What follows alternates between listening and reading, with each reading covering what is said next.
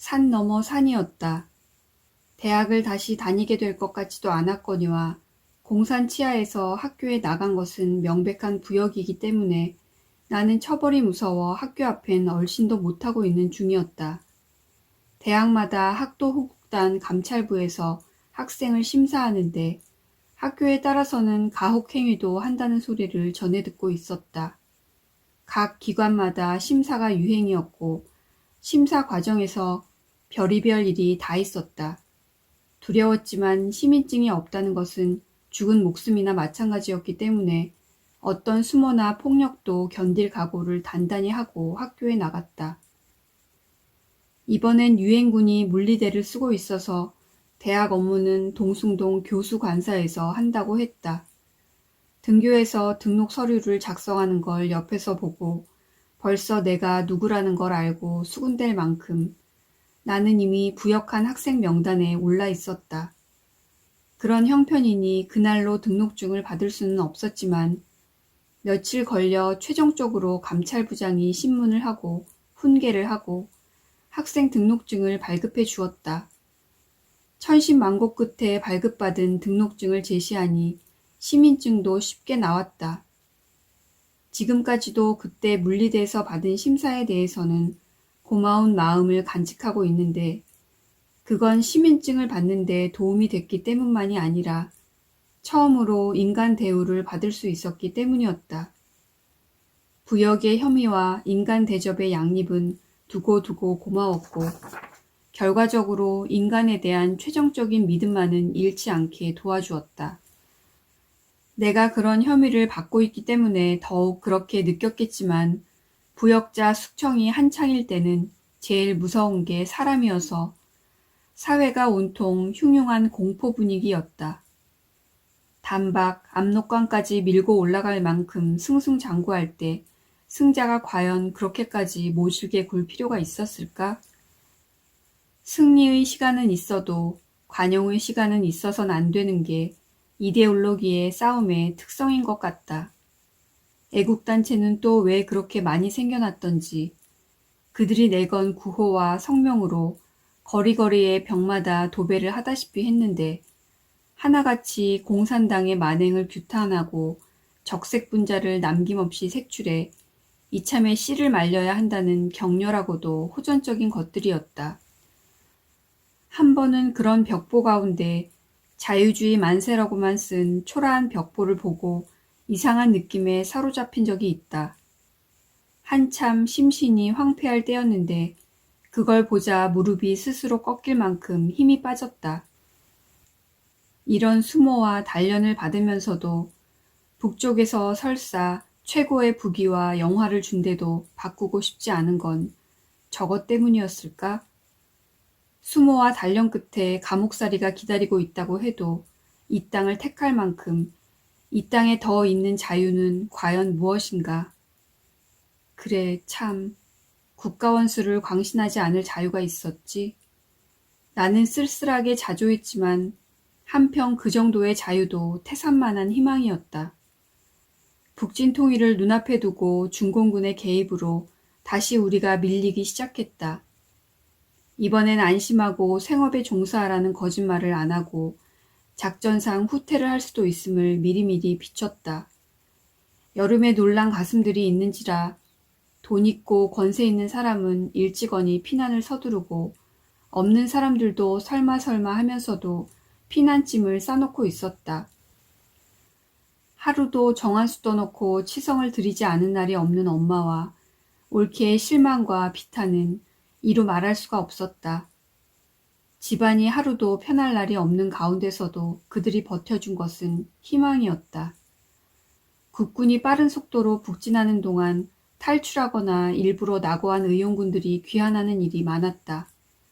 엄마는 길에서라도 거짓골을 한 청년을 만나면 혹시 의용군 갔다 오지 않느냐고 물었고 그렇다고 하면 반색을 하고 집으로 데리고 들어와 뭐든지 대접해가며 이것저것 묻고 싶어 했다.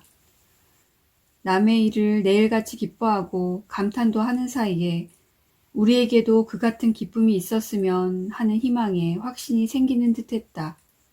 끼니 때마다 오빠의 밥을 제일 먼저 퍼넣었고 바람이 대문을 흔드는 소리에도 생기를 섬광처럼 내뿜으며 뛰쳐나가곤 했다. 내 아들이 미처 도망쳐 나오기 전에 후퇴를 해버리면 그의 운명은 어떻게 되란 말인가. 엄마는 상상력 속에서도 아들을 죽일 수가 없었으므로 계속 인민군으로 남겨둘 수밖에 없었다. 작전상 후퇴가 서울보다 훨씬 남쪽까지 이를 게 거의 확실시 되고 있었다. 첫 추위가 몰아치는 가운데 서울 인구가 반 이상 줄자 엄마는 중대한 결심을 했다. 딸의 운명을 분리시키기로. 너 혼자라도 피난을 가야 한다. 실은 나도 그럴 작정이었지만 막상 엄마의 입에서 그 말이 떨어지자 서름이 북받쳤다. 그건 나만 빼놓고 엄마와 올케와 조카들은 오빠와 운명을 같이 해야 된다는 뜻도 되었다. 인민군이 된 오빠는 잘 상상이 안 됐지만 인민군이 된 오빠와 운명을 같이 하겠다는 게 무슨 뜻인지는 분명했다. 작전상 후퇴라니까 곧 다시 서울이 수복되어 집으로 돌아올 수 있다 해도 다들 떠나고 집은 비어 있으리라. 혼자서 피난은 갈 수 있다 해도 영 이별을 할 각오는 쉽지 않았다. 엄마는 이미 그런 각오까지도 굳힌 듯 구매구매 껴두었던 혼숙감 같은 것까지 다 꺼내 내 피난짐을 챙기면서 연방 너라도 좋은 세상을 살아야지 하는 소리를 되풀이했다. 내가 떠나기 전에 오빠가 돌아왔다. 아, 오빠가 돌아온 것이다. 거지 중에도 상거지 꼴이었지만 인민군이 안 돼서 돌아왔으니 금이환영 부럽지 않았다.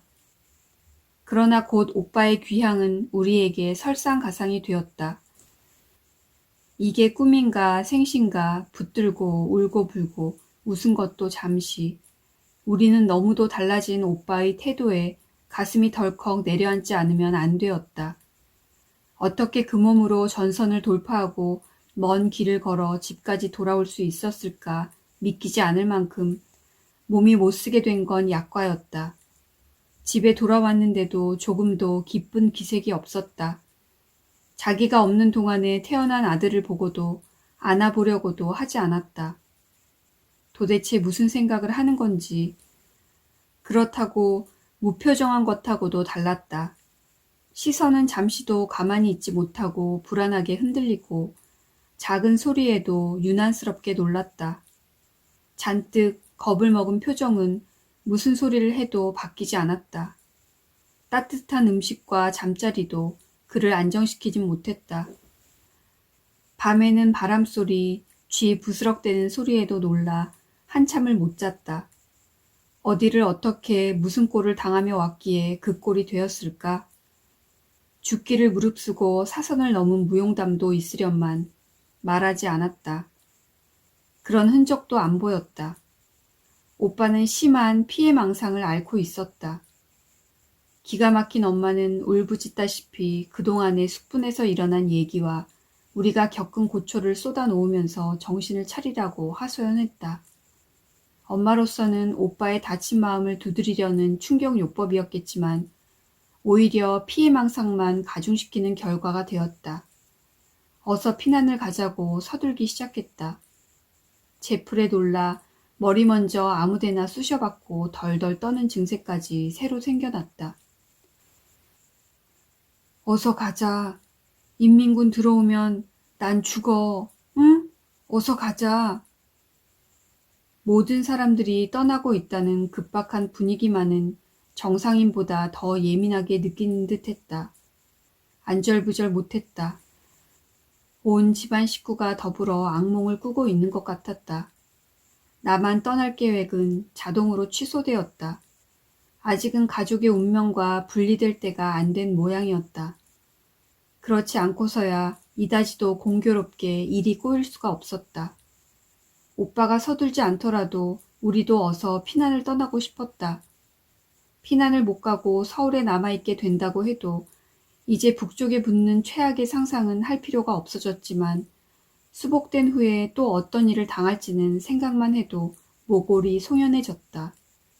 서울을 사수하겠다고 속여놓고 도망갔다 와서도 그렇게 으스대던 사람들이 한 사람도 남김없이 피난을 가라고 미리미리 한강에 가교까지 설치해놓고 내모는데도 안 가고 남아있던 사람들을 어떻게 취급할지는 불을 보듯 뻔했다. 어서 떠나고 싶었다. 미치게 떠나고 싶었다. 그러나 오빠가 한강다리 건너는 데는 문제가 많았다. 또 그놈의 시민증이 문제였다. 피난민 중에 간첩이 섞여 있을까봐 도처에서 검문이 심했다. 후퇴를 앞두고 시민증을 발급한 것도 바로 그런 까닭이었다.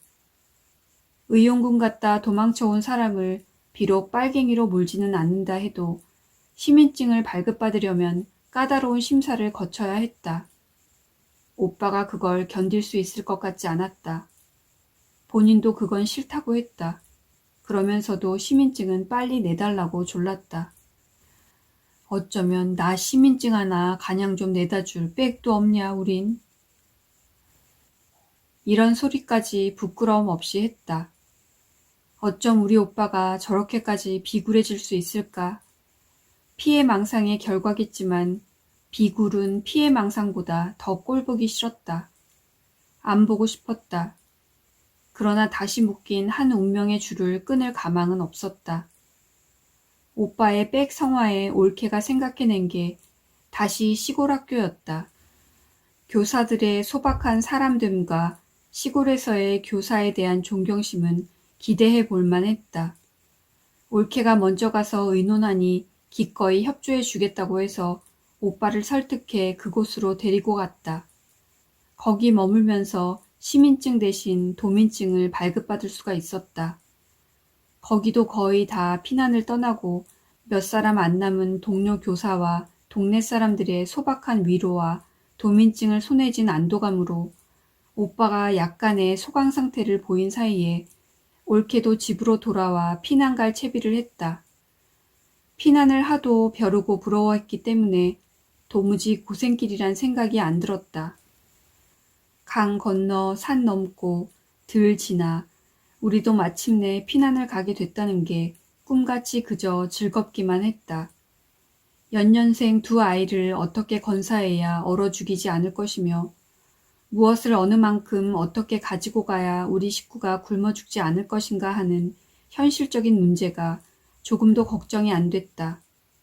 사실 그런 현실적인 짐은 몽땅 내 몫인데도 한강다리만 건너면 모든 문제를 떠맡고 안식을 줄 사람이 기다리고 있는 것처럼 마음이 덮어놓고 부풀었다. 피난짐을 피크닉 준비처럼 쌀 수는 없건만 그랬다. 우리는 피난 갈 자격도 없었다.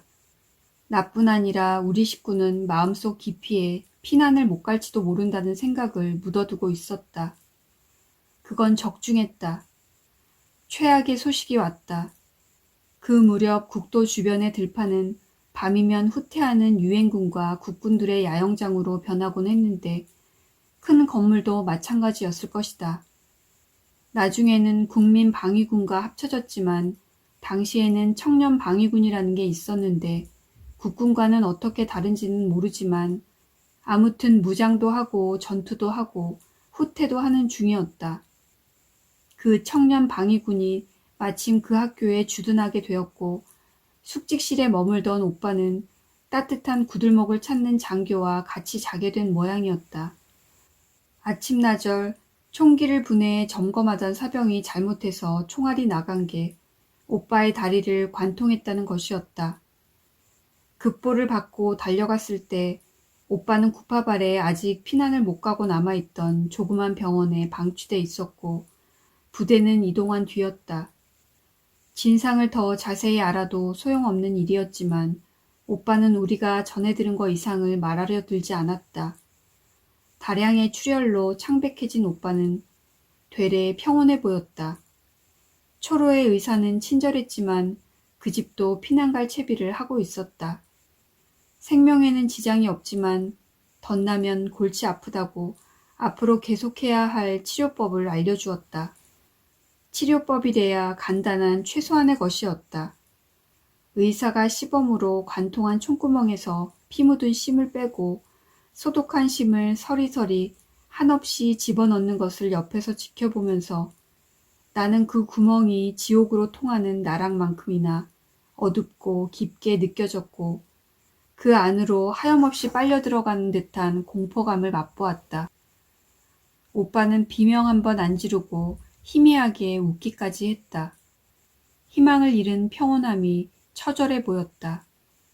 심으로 쓸 가재와 붕대, 소독약, 연고 등 있는 대로 우리에게 다 주고 의사도 가족과 함께 피난을 떠나고 동네가 텅 비었다. 우리가 남의 병원을 독차지한 지 사나흘 만에 마지막 후퇴령이 내렸다. 이른바 일사후퇴였다.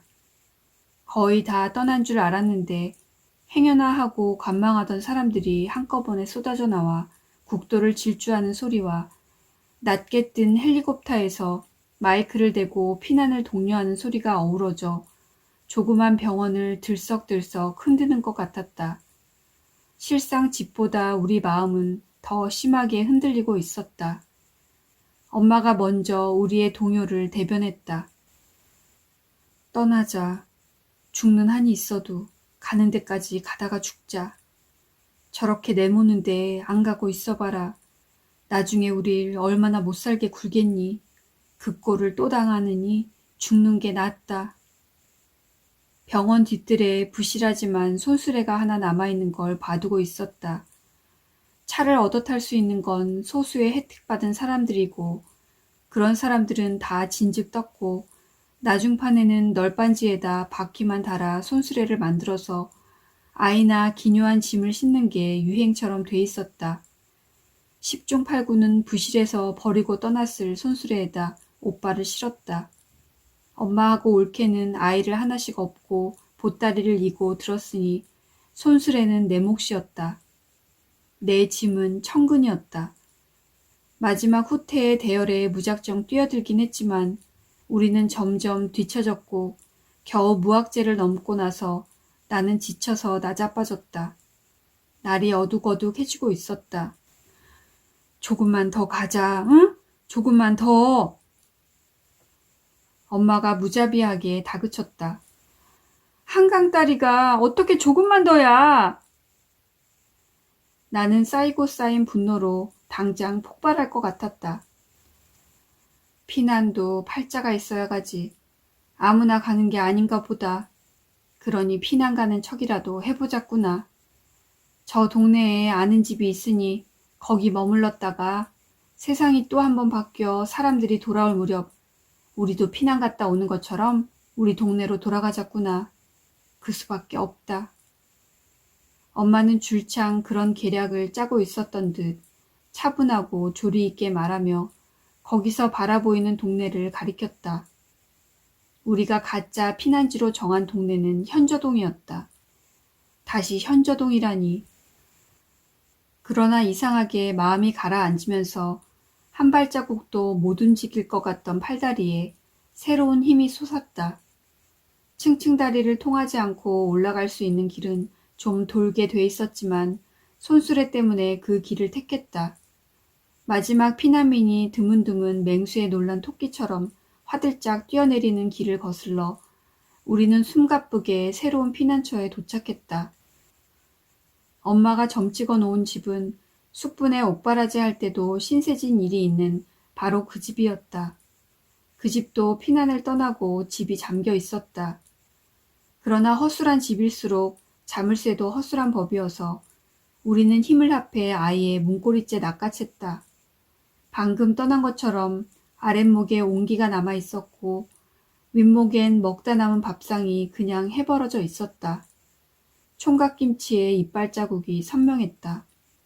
우리는 먼저 양식이 있을 만한 데를 뒤졌다. 우리가 가진 양식은 너무 적었고 어느 세상에서나 목구멍은 포도청이었으므로 우리는 우리가 하는 짓에 조금도 양심의 가책을 느끼지 않았다. 쌀은 없고 잡곡 한 움큼과 밀가루가 반자루가량 남아 있었다. 저녁은 새로 짓지 않고 남기고 간 찬밥으로 때웠다. 군불도 뜨끈뜨끈하게 지폈다. 더 나쁜 일이 일어날 건덕지가 없을 지경까지 몰렸을 때의 평화로움 안에서 우리는 깊은 숙면에 빠졌다. 새날이 밝았다. 오빠가 오래간만에 잘 잤노라고 기지개를 폈다. 나는 앞으로 후퇴한 정부가 수복됐을 때 생각만 하고 당장 당면한 또 바뀐 세상엔 어떻게 대처해야 살아남을 수 있을 것인가에 대해선 대책 없는 식구들이 답답하고 짐스러웠다. 오빠를 손수레에서 내려놨다고 해서 내 짐이 가벼워진 건 아니었다. 나는 바뀐 세상의 눈치를 보려고 조심스럽게 문 밖으로 나갔다. 지대가 높아 동네가 한눈에 내려다 보였다. 혁명가들을 해방시키고 숙부를 사형시킨 형무소도 곧장 바라다 보였다. 천지에 인기척이라곤 없었다. 마치 차고 푸른 비수가 등골을 살짝 긋는 것처럼 소름이 쫙 끼쳤다. 그건 천지에 사람 없음에 대한 공포감이었고 세상에 나서 처음 느껴보는 전혀 새로운 느낌이었다. 독립문까지 빤히 보이는 한길에도 골목길에도 집집마다에도 아무도 없었다. 연기가 오르는 집이 어쩌면 한 집도 없단 말인가. 형무소에 인공기라도 꽂혀 있다면 오히려 덜 무서울 것 같았다. 이 큰 도시에 우리만 남아있다. 이 거대한 공허를 보는 것도 나 혼자뿐이고 앞으로 닥칠 미지의 사태를 보는 것도 우리뿐이라니. 어떻게 그게 가능한가. 차라리 우리도 감쪽같이 소멸할 방법이 있다면 그러고 싶었다.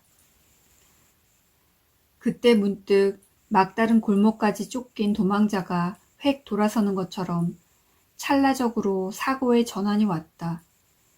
나만 보았다는데 무슨 뜻이 있을 것 같았다. 우리만 여기 남기까지 얼마나 많은 고약한 우연이 엎치고 덮쳤던가. 그래, 나 홀로 보았다면 반드시 그걸 증언할 책무가 있을 것이다. 그거야말로 고약한 우연에 대한 정당한 복수다. 증언할 게 어찌 이 거대한 공허뿐이랴. 벌레의 시간도 증언해야지. 그래야 난 벌레를 벗어날 수가 있다. 그건 앞으로 언젠가 글을 쓸 것 같은 예감이었다. 그 예감이 공포를 몰아냈다. 조금밖에 없는 식량도 걱정이 안 됐다. 다닥다닥 붙은 빈집들이 식량으로 보였다. 집집마다 설마 밀가루 몇 줌, 보리쌀 한두 대박쯤 없을라고. 나는 벌써 빈집을 털 계획까지 세워놓고 있었기 때문에 목구멍이 포도청도 겁나지 않았다.